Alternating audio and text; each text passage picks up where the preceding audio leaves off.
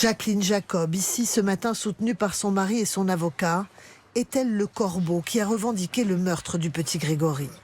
La grand-tante de l'enfant est entendue aujourd'hui à Dijon par des magistrats qui vont à nouveau la confronter aux enregistrements du corbeau. Depuis 41 ans, cette voix nasillarde, difficilement audible, est précieusement conservée par la justice.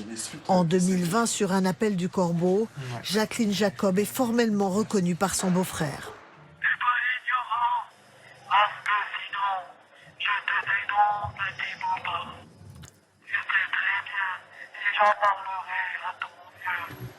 Des analyses graphologiques et stylométriques ont également désigné Jacqueline Jacob comme l'auteur présumé de la lettre de revendication du corbeau, envoyée aux Villemains le lendemain de la mort de leur fils.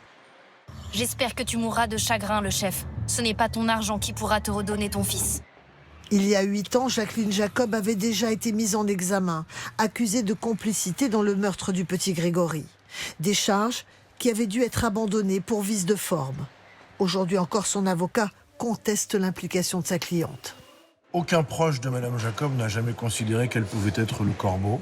En revanche, effectivement, là, le comportement de la justice s'apparente à un acharnement. Jacqueline Jacob a toujours nié être le corbeau et face à la justice, a toujours invoqué son droit au silence. Les parents du petit Grégory, eux, espèrent toujours. Ils ne sont absolument pas dans un esprit de guerre du tout. Ils sont dans un esprit de manifestation de la vérité.